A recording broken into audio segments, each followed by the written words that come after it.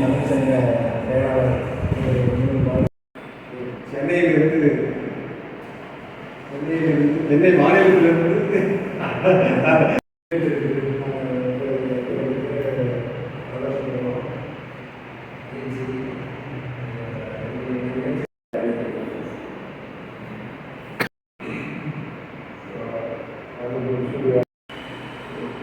என்னோட ஸ்கூல் லைஃப்ல ஆர்டிஸ்டா என் கேரியரை ஸ்டார்ட் பண்றப்போ எனக்கு மோகன் முக்கியம். மோகன் வந்து ரஷ்யன் யூனிவர்சிட்டியில பர்னால கவர்னர் சாரோட ஸ்கீம்ல அங்க இருந்தவங்க ராஜ்பவன்ல ஒரு பேசிக்கலி ஒரு சைக்கிள் ரொம்ப நல்ல மனுஷன். நிறைய முயற்சிகள் நிறைய ப்ராஜெக்ட்ஸ் ஸ்டேட் பண்ணாங்க. இது ஒரு ப்ராசஸ், நிறையான ப்ராசஸ். இந்த ப்ராசஸ்ல வந்து ரொம்ப சின்ன புள்ளிகள் தான் இருக்கும், ஆனால் முடிகிறப்போ பயங்கரமாக இருக்கும். பிகாஸ் நான் 13 வயசுல வரைஞ்ச மாதிரி ஒரு ரியலிஸ்டிக் போர்ட்ரேட்டை யாருமே பண்ணியிருக்கேன். கம்ப்யூட்டரோட ஸ்டாண்டர்ட் ரொம்ப நல்லா இருக்கும். பட் கேமரா கண்டுபிடிச்சதுக்கு அப்புறமா அவரோட சேலஞ்ச் வேறு மாதிரி ஆகுது. அதுக்கப்புறம் கியூபிசம் போகிறாரு, நிறைய ஃபார்ம் போகிறாரு. கண்ணாடி இருப்பாங்க, டிசைன் பண்ணி ப்ராப் பண்ணுவோம். ஒரு பல்வேறு ப்ரெஷ்ஷை பண்ணவும் ஒரு ஆர்டிஸ்ட். ஏன்னா நைட்டு மெசேஜ் போட்டிருக்காங்க, எடுத்த ஃபோனை எடுத்தீங்கன்னா அதை டிசைன் பண்ணணும் ஒரு ஆர்டிஸ்ட். சட்டை இல்லாமல் கோவணத்தோடு இருந்தோம். சட்டை போட்டுக்க ஒரு டெய்லர் கரெக்டாக தைக்கணும், அப்போ தான் சட்டை, இல்லைன்னா அது வேற பேர். ஒரு பேண்ட் அந்த டிசைன் நாலேஜ் போய் படுக்கணும். நம்ம தரையில் படுக்கிறது பெட்டுக்கு வந்துட்டோம், தரையில் உட்காரணும். இங்கே வரைக்கும் வந்துட்டோம். இங்கே வரைக்கும் வந்துட்டு இந்த சேருக்கு இப்படி 4 பக்கம் கால் இருக்கும். 3 கால் நீக்குமா, இது 2 காலோட நிற்குமா? அவ்வளோ பெரிய இதுக்கு ஒரு ஓனர்ஸ் வந்து அந்த கிரியேட்டர்ஸ் அவ்வளோ பெரிய சுதந்திரம் இருக்குது. இங்கே புரியாத நிறைய பேர் இருக்காங்க. அதுதான் பிரச்சனை. என்னன்னா, நீங்கள் ஏதாவது பண்ணியிருக்கீங்களான்னு கேட்டால் அவங்க பண்ணியிருக்கோம். 2000 வருஷத்துக்கு முன்னாடி நாங்கள் ஒரு கோயில் கட்டினோம், தஞ்சாவூர் கோயில், மகாபலிபுரம் கோயில் கட்டினோம். 2000 வருஷம் ஆச்சு. 2000 வருஷமா என்னென்ன பண்ணீங்க? இப்போ முட்டை போட்டாமல் வச்சு அந்த மாதிரியான சில விஷயங்கள் பண்ணிட்டு இருக்கோம்னு சொல்கிறாங்க. என்ன பண்ணுறது? ஆனால் கல் இருக்குது, பண்ணுற சிற்பி இருக்கான், ஆனால் அந்த கேப்சர் கிடையாது. ஏன்னா மடையங்கிட்ட நம்ம இப்போ மடையங்கிட்டு தெரியும். இப்போ கல்லாக தான் பார்ப்பான். ஆனால் அந்த பார்த்து வந்து கல்லை கோவிலாக பார்த்துக்கலாம். இப்போ கல்லாகவும் மண்ணாகவும் பார்க்குறவங்க கூட நம்ம பழகிட்டு இருக்கிறதுனால அது அதுவாக தான் தெரியுது. வேறு என்ன கிடையாது. எல்லாரும் என்னை ஒதுக்கிட்டாங்க. ஆர்டிஸ்ட்னா ஒரு தாடி வச்சுருப்பானே, அதை பார்க்காமே ஒருத்தன் ஆமாம்மா தாடி வச்சுருக்கான் புரியுது, அவட கொஞ்சம் தள்ளி இருக்கணும், தள்ளிதான் இருக்கும், அப்படியே தள்ளி நல்லா வரும். எல்லாம் ஆச்சரியமாகவும் இருக்கு. அது நம்பிக்கை தரதாகவும் இருக்கு. ஓவியர்களுக்கு நம்பிக்கை தரதாகவும் இருக்கு. ஒரு ஓவியர்களுடைய செயல்பாடு எப்பவுமே ஒரு அவநம்பிக்கையோடையே தான் இருக்குது. நம்பிக்கை கொடுத்துருக்காங்க. அது எப்படி போகணும்னு சீராளன் ஜெயந்தன் அவர்களுக்கும் மற்ற ஓவியர்களுக்கும் இங்கே வந்திருக்கிற மனுஷி உண்ணாவரசானா சீனி கடலூர் வந்து உலகத்தில் தோன்றிய முதல் கலையே ஓவியம் தான். சரணமாக முதல் ஒரு மனிதனாக மாற்றும் பிரபஞ்ச நாடு சொல்வார்கள். முறையாக இருக்க மாட்டான், நல்ல குழந்தைகளுக்கு முன்கடைகளை கற்றுக் கொடுக்கணும் சொல்வார். அதனால் இந்த ஓவியர்கள் அவங்க கற்பனைகளை கண்டுபிடிச்சது, வரைஞ்சது, அதுதான் நீங்கள் வந்து பெரிய கண்டுபிடிப்புகளாக அது மாதிரி வந்து கொண்டிருக்கிறது. இந்த வண்ணங்கள் வந்து முதல்ல கருப்பு வெள்ளை, அதாவது வண்ணங்கள் இங்கே பார்த்தீங்கன்னா நம்ம எவ்வளோ அற்புதமான ஓவியங்களை எடுத்துருக்கேன். இதெல்லாம் பார்க்க முடியுமா? அவரோட பேசும்போது தான் சொன்னான், ஏற்கனவே ஒரு மனவர் திரும்பி பார்க்கும்போது எப்படி பார்ப்போம் அப்படிலாம் சொன்னாங்க. நீங்கள் அப்படி அவங்களுக்குள்ள தனித்தனி ஒவ்வொரு ஓவியருக்குள்ள அதிகமாக வாங்காமல் போயிடுவாங்க. நம்ம ரசிக்கவும் தெரியாது, அந்த பொருள் புரியாது. மாடர்ன் பயிற்சியமாக அந்த மாடர்ன் ஓவியம் பார்க்குறவங்க ஒருத்தருக்கும் வந்து ஓவிய கண்காட்சிகளுக்கு அழைச்சி பேசக்கூடிய அளவுக்கு எனக்கு ஒரு தகுதியை நான் வளர்த்து கொண்டது என்னன்னா, அந்த அவர் மூலமாக வந்தது தான்.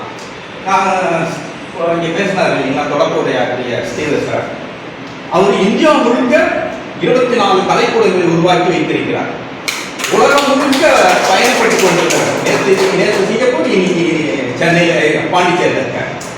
அப்போ ஒரு காலையில் அவரோட பேசும்போது அவங்களே தான் புரிஞ்சுக்கணும். நம்ம போய் ஒவ்வொருத்தருக்கும் இதுக்கு அர்த்தம் அதுக்கு காசு எடுக்க முடியுமா? எவன் விருப்பம் உள்ளவனோ, எவனுக்கு ஆர்வம் இருக்கோ அவன் தானே ஓவியத்தை புரிஞ்சுக்க முடியும் அப்படின்னு நாங்கள் காலையில் டீ சாப்பிடும்போது சொன்னார், நான் வந்து ஓவியத்தை நானாக தான் போய் கற்றுக்கிட்டேன், நானாக தான் பார்த்தேன். என்னுடைய கவிதைகளுக்கு நானாக தான் உணர்வை தெரிவிக்கிறதுக்கு ஒரு டூல்ஸ் இருக்குல்ல, அப்படி நானே அறிவிட்டேன். இதுதான் ஓவியத்தை நான் பேசுறதுக்கான தகுதி இருக்கக்கூடிய எழுத்தாளர்களுக்கான ஒரு அடையாளமாக நான் நினைக்கிறேன்.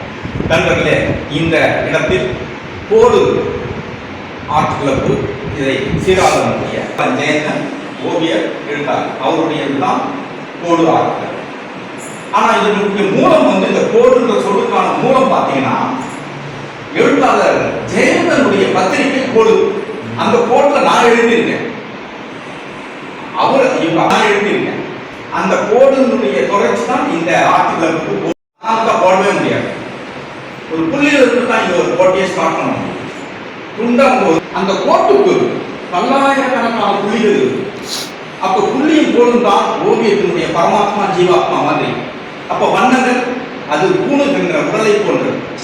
முக்கணி, முக்காலம், மூவேந்தர் போல 3 ஓவியர்களை இங்கு அழைத்து வந்து இந்த கண்காட்சி நடத்துகிறார்கள். முதல்ல நீங்க உள்ள நுழையும் போது சீராளன் டிஜிட்டலின் வழியாக இந்த சமூகத்தை, இந்த உணர்வுகளை பார்க்கிற ஒரு யுக்தியாக அவர் கையாண்டிருக்கிறார். சென்ற முறை டெல்லியில் நடந்த ஓவிய கண்காட்சி அப்படி அல்ல, அது முழுக்க ரியலிச பாணியில் இருந்தது. இப்பொழுது இந்த டிஜிட்டல் டூலை பயன்படுத்தி இந்த ஓவியம். இன்னொரு பக்கத்தில் பார்த்தீங்கன்னா நம்ம லின்சி அவங்களுடைய ஓவியங்களை பார்த்தீங்கன்னா முட்டை அப்சாக்டா இருக்கு. அது வந்து எண்ணங்களை வண்ணங்களாக மாற்றி அதன் மூலம் காட்சி கொடுக்கிற செயலை அவர் தொடர்ந்து இருக்கிறார். அதுதான் அதற்கான ஓவியம். இன்னொரு பக்கம் பார்த்தீங்கன்னா சிற்பியாக இருந்து ஓவியர் இருக்கு. அவர் எடுத்துக்கிட்ட கான்செப்ட் பார்த்தீங்கன்னா காய்ந்த இலையை மட்டுமே அவர் மீடியமா பயன்படுத்துறாரு. அப்போ அந்த காய்ந்த இலை தன்னுடைய கடந்த காலத்தை தக்க வைத்திருக்கிறது, தன்னுடைய நினைவுகளை காய்ந்த இலை வைத்திருக்கிறது, காலத்தையும் சேர்த்து அந்த இலை வைத்திருக்கிறது. அப்போ ஒரு காய்ந்த இலை ஆக சீராளன் ஜெயந்தனுடைய டிஜிட்டல் பாணியும் எண்ணங்களின் வண்ணங்களாக லின்சியும் காய்ந்த இலை வழியாக இந்த உலகத்தை பார்க்கிற யுக்தி மோகனும் மூவரும் 3 விதங்களில் இதை கையாண்டிருக்கிறார்கள். சும்மா வளர மாட்டேன், கொஞ்சம் அடிப்படை ஓவியம் புரிதல் இருக்கிறதுக்காக பேசுறேன். சரி, இப்படியான புரிதல் இருந்து வேற என்னதான் நீ செஞ்ச அப்படின்னா 14 வருடங்கள் நான் தலைமைத்துறை ஆசிரியராக கல்வியில் இருக்கேன். அப்பொழுது நான் செய்த முதல் காரியம் சிறுவருக்கு ஓவியம். ஒருத்தர் சிறுவர் வந்து காலில் மஞ்சள் புடவை காற்றில் அசைய அவள் அமர்ந்து இருக்க சுந்தர்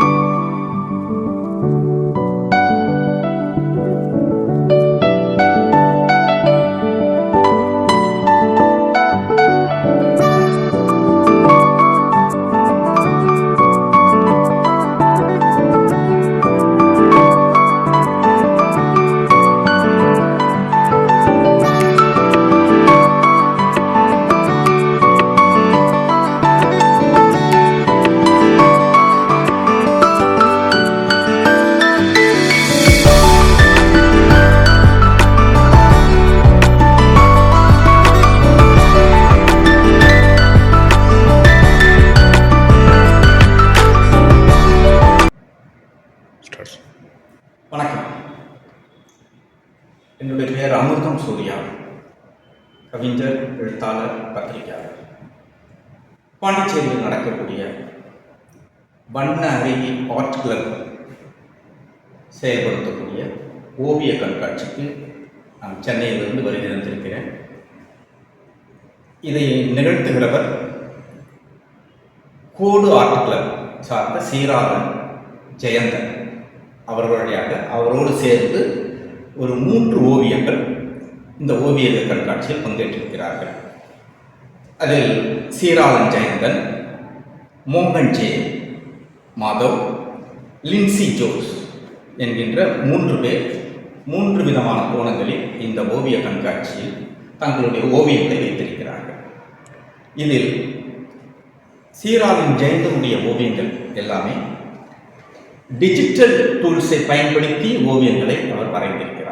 எப்பொழுதும் அவர் ரியலிஸ்டிக்கான யதார்த்தமான பாணியை தான் பயன்படுத்துவார். இந்த முறை டிஜிட்டலை பயன்படுத்தி டிஜிட்டலின் வழியாக ஒரு காட்சியை தூரிகைக்கு பதிலாக டிஜிட்டலை பயன்படுத்தி இந்த ஓவியங்களை அவர் தீர்மானித்திருக்கிறார். இது ஒரு புது வகையான யுக்தி. டிஜிட்டலை பயன்படுத்தி ஓவியத்தை வரைதல் என்பது ஒரு யுக்தி. இந்த வகையில் தான் அவர் எல்லா காட்சியும் டிஜிட்டல் படுத்தியிருக்கிறார். டிஜிட்டலின் வழியாக ஓவியத்தை வரைந்திருக்கிறார் சீராளன் ஜெயந்தனுடைய ஓவியம். இந்த பக்கத்தில் இருக்கக்கூடிய ஓவியங்கள் வந்து நம்ம லின்சி ஜோஸினுடைய ஓவியங்கள். லின்சி ஜோஸினுடைய ஓவியங்கள் பெரும்பாலும் மனசுக்குள்ள எண்ணங்கள் தோன்றுதோ அந்த எண்ணங்களை உருவமாக கொடுக்காம உருவமற்றதாக மாற்றுறது. எனக்குள்ள ஒரு காதல் உணர்வு வந்து வச்சுக்க, அந்த காதலை நான் எப்படி ஃபீல் பண்ணுறேன், வண்ணமாக எப்படி ஃபீல் பண்ணுறேன் அப்படின்னு பார்த்தா அது பசுமையாக இருக்கா, ப்ளூவாக இருக்கா. இப்போ என்னுடைய எண்ணம் என்ன, இப்போ நான் வந்து சிவபக்தன் வச்சுங்க, நீல கலரில் சிவனை எப்படி பார்த்தா அப்படி இருக்குமோ அப்படிதான் என்னுடைய காதல் இருக்குது அப்படிலாம். இல்லை பச்சை பசேன்னு இருக்கக்கூடிய தாவரங்களை பார்த்தா அதான் காதலுடைய உணர்வாக இருக்குது அப்படின்னா. இப்படி மேகங்களை பார்த்தா பஞ்சு மேகங்கள் போல இருக்குது என்னுடைய உணர்வு, என் காதல் அப்படின்னா அப்போ பஞ்சு மேகங்கள் அதுதான் வந்து ஓவியத்தில் பிரதிபலிக்கும். அதுதான் நீளம் பக்தி உள்ளவனாக இருந்தால் எனக்கு சிவனை போல என்னுடைய காதல் அப்படின்னா ப்ளூ அதிகமாக பிரதிபலிக்கும். அப்போ மனசில் இருக்கக்கூடிய எண்ணங்களை வண்ணமாக மாற்றக்கூடிய முயற்சி தான் லென்ஸினுடைய முயற்சி. அப்போ நீங்கள் அதில் இருக்கக்கூடிய ஓவியங்களுக்கு என்ன அர்த்தம் நீங்கள் வந்து கேட்க முடியாது. உங்களுக்கு என்ன அர்த்தம் தோணுதோ, உங்களுடைய மனநிலை என்ன இருக்குதோ அதுதான் அது அர்த்தமாக உங்களுக்கு பிரதிபலிக்கும். அந்த அம்மாவுடைய ஓவியங்கள் அப்படி. இன்னொரு ஓவியங்கள் மோகனுடைய ஓவியங்கள் எல்லாமே வந்து காய்ந்த இலையை தான் அவர் வந்து கருப்பொருளாக எடுத்துக்கிறார்.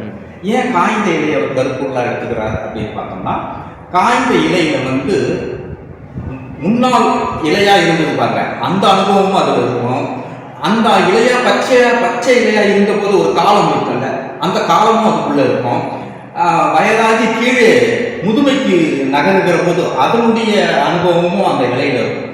ஸோ 3 விதமான காலங்களையும் நினைவுகளையும் அந்த காய்ந்த இலை தன்னகத்தை வைத்திருக்கிறது என்பதால் அந்த இலையை தான் அவர் வந்து டூலாக இதை பயன்படுத்துகிறார். அந்த இலையை வச்சுட்டு என்னென்னலாம் பார்க்கலாம். ஒரு காஞ்சி இலையை கீழே பார்த்தா அதுக்குள்ள வேற ஏதாவது ஓவியம் மறைஞ்சிருக்குதா, உருவம் மறைஞ்சிருக்குதா அப்படின்னு பார்க்குற ஒரு முயற்சியில தான் ஒவ்வொரு காய்ந்த இலையும் பார்த்தீங்கன்னா அது ஒரு ஆள் படுத்துக்கிட்டு இருக்கிற மாதிரி, இந்த காத்துல அடிச்சு நின்றுட்டு இருக்கக்கூடிய இலையை பார்த்தா ஒரு நாய்க்குட்டி நிற்கிற மாதிரி வாழை காமிச்சிக்கிட்டு இப்படி காய்ந்த இலையின் வழியாக நம்மளுடைய காட்சிகளை சித்திரங்களை பார்ப்பது தான் மோகன் ஜே மாதவனுடைய ட்ரெண்டு. ஸோ இப்படி 3 விதமான கோணங்கள் காலகட்டம், 3 விதமான கோணங்களில் இவர்கள் 3 விதமான ஓவியங்கள் வைத்திருக்கிறார். 3ம் வெவ்வேறுமானது.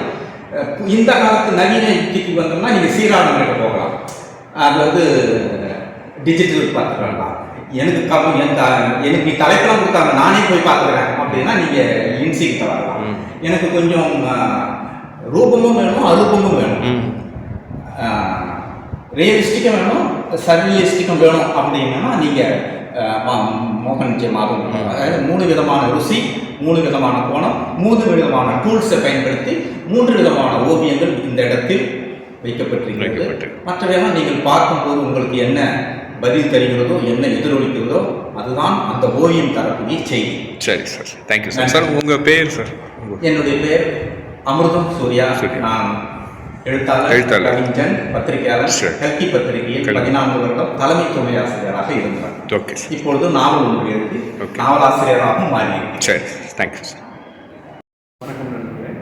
ஸோ என்னுடைய ஓவியங்கள் எல்லாமே காய்ந்த இலைகளை பற்றின ஒரு சப்ஜெக்டை நான் பண்ணியிருக்கேன். ஸோ காய்ந்த இலைகள் அப்படிங்கும்போது அதனுடைய நினைவுகள் எல்லாமே பசுமையாக இருக்கும்போது இந்த நினைவுகள் எல்லாத்தையுமே மறுபடியும் எண்ணி பார்க்க வேண்டிய ஒரு காலகட்டத்தில் ஒரு பழுப்பாக காய்ந்த இலையும் பழுத்த இலைக்கும் அந்த தன்மை உண்டு. ஸோ வயது முதிர்ந்த பொழுது தான் இளமையுடைய நினைவுகளை நம்ம அசை போட்டு பார்க்க முடியும். அந்த நோக்கத்தோடு அது குறித்த ஓவியங்களை தான் நான் ஒரு பெயிண்டிங்கில் வரைஞ்சிருக்கிறேன். ஆக்சுவலி இந்த 3 நாய்கள் அமைதியாக ஒரு கவலையோடு ஒரு பயம் கலந்த முகத்தை வைத்துக்கொண்டு ஒரு நெருப்பையும் புகையையும் பார்த்து பயந்து ஒரு இடத்தில் அமைதியாக அமர்ந்திருக்கிறது. ஸோ நம்முடைய இன்றைய கால மக்களும் இது போல தான் அமைதியாக பார்த்து கொண்டிருக்கிறார்கள். பின்னால் நடக்கிற முகங்களையும் பார்த்து ஒன்றும் செய்ய முடியாத கையாளாத தனக்கு தான் நம்ம மக்களும் இருக்கிறார்கள் என்பதை பிரதிபலிக்கும் வகையில் இந்த காய்ந்த இலைகளாக போகக்கூடிய மக்களின் நோக்கம் இருக்கிறது என்னுடைய இந்த ஓவியத்துடைய பொருள் விளக்கம். ஸோ அதுபோல் ஒவ்வொரு காய்ந்த இலைகளும் ஒரு கதையை சொல்லக்கூடிய பகுதியாக இருக்கிறது. உங்களுடைய படைப்பு இதே இதெல்லாம் இருக்குமா? தற்சமயம் காய்ந்த இலையுடைய ஒரு இது எனக்கு கிடைச்சிச்சு. ஆக்சுவலி அது வரைக்கும் எனக்கு ஒரு இது செய்யலாமா அது செய்யலாமா இப்படி பண்ண அந்த ஒரு இது அலைபாய்ந்து ஒன்று இலைய வந்து ஒரு நல்ல ஸோ காய்ந்த இலைகள் வந்து எனக்கு கரம் கொடுக்கும், காய்ந்த இலைகளை என் கரத்தில் எடுத்துக்கொள்ளும். இதுதான் என்னுடைய. சரி சரி, okay sir, thank you sir. Sir வணக்கம் சார். உங்களுடைய படைப்பு வந்து வண்ண அருவியில் காட்சிப்படுத்தப்பட்டிருக்கீங்க. உங்களை பற்றி அறிமுகமும் உங்கள் படைப்புகள் பற்றி சொல்லுங்கள் சார். வணக்கம், நான் சீராஜ் விஜய், செல்ஃப் டாக்டர் எழுத்தாளர் கூட. நான் இப்போது ஒரு அரசு வேலையை விட்டு ஓய்வு பெற்ற பிறகு இந்த ஓவியத்தை முழு நேர ஒரு ஹாபியை எடுத்து செஞ்சுட்ருக்கேன். வந்து இப்போது நான் வந்து ஓவியங்கள் கற்றுக்கிற ஒரு நிலையில் தான் இருக்கேன். ஆனால் வந்து ஒவ்வொரு ஓவியமும் ஒரு எக்ஸ்பெரிமெண்ட்டாக இருக்கணும் அப்படின்னு நினைக்கிறேன். வழக்கம் போல் திருத்தி எல்லாரும் வரைஞ்சிட்டு இருக்கிறதுல எனக்கு திருப்தி இல்லை. எல்லாத்தையும் பார்க்கறது எல்லாத்தையும் தெரிஞ்சு வரைஞ்சிருக்காங்க. அவங்க அதுக்கிட்டே இருக்காங்க. மோகன் அதனால் ஏதாவது ஒரு வித்தியாசப்படுத்தணும். ஒரு குதிரையை வரைஞ்சால் எல்லாருக்கும் குதிரையை தான் வரைகிறாங்க. ஏதோ ஒரு எப்படி வித்தியாசப்படுத்துறது அப்படின்றது எப்பயுமே என்னுடைய ஒரு முயற்சியாக இருக்குது. அதில் இப்போ லேட்டஸ்ட்டு வந்து இனிமேல் இருக்க போகிற மீடியம் வந்து டிஜிட்டல் மீடியம். இப்போ இந்த ஓவியங்கள் எல்லாத்தையுமே நான் வந்து என்னுடைய ஃபோட்டோ ஓவியங்களை வந்து டிஜிட்டலில் இம்ப்ரவைஸ் பண்ணியிருக்கிறேன். ஸோ இப்போ இது தவிர்க்க முடியாத ஒரு விஞ்ஞான வளர்ச்சியாக இருக்குது டிஜிட்டல் ஓவியங்கள் அப்படிங்கிறது. ஸோ நம்ம இன்றைக்கு இருக்கிற ஓவியர்கள் வந்து இந்த அவங்களுடைய மரபு சார்ந்த ஓவிய முறைகள்லேருந்து விடுபட்டு வெளியில் வர்றதுக்கு ஒன்று தயங்குறாங்க, இல்லைன்னா அதை ஏதோ ஒரு செய்யக்கூடாத ஒரு பாவம் செய்யலாம்னு நினைக்கிறாங்க. அது எல்லாருமே வந்து தெரிந்த விஷயங்கள் வந்து விடுதலை பெற்று புதிய விஷயங்களை கற்றுக்கணும். ஏன்னா ஒரு நம்மளுக்கு வழக்கமான ஒரு ப்ரஷ், வழக்கமான ஒரு கலர், அதை வச்சு பண்ணிகிட்டு இருக்கிறதுக்கான எல்லை கோடுகள் இருக்குது, லிமிட்டேஷன்ஸ். இப்போது நம்ம அதுக்கு அடுத்து ஒரு டூல் நம்ம கையில் கிடைக்குது, அது டிஜிட்டல் டூல். அப்போ அந்த டூலை நம்ம பழக்கத்துக்கு கொண்டு வரும்போது அதனுடைய இமேஜினேஷன் வந்து விரிவடையும். அப்போது ஒரு டூல் நம்ம கையில் எக்ஸ்ட்ரா கிடைக்கும் போது எக்ஸ்ட்ரா வந்து இமேஜினேஷன் கிடைக்கும் இல்லைங்களா? அந்த டூல்னால் என்ன செய்ய முடியும் அப்படிங்கிறது. ஆனால் அதே நம்ம பழைய விஷயம் பழைய பெயிண்டிங்கையும் வச்சுக்கிட்டு பண்ணணும்னா இருக்கிற லிமிட்டேஷன் வந்து நம்ம கடந்து வரும். ஸோ நம்மளுடைய கற்பனைக்கு எல்லை வந்து அகன்று போகுது, விரிந்து போகுது. அந்த முயற்சியில் தான் என்னுடைய இந்த எல்லா ஓவியங்களையும் நான் பண்ணியிருக்கேன். இன்னமும் நானுமே ஆரம்ப நிலையில் தான், இன்னும் நிறைய பண்ணணும்னு நான் நினைக்கிறேன். நன்றி சார். Thank you sir. நன்றி.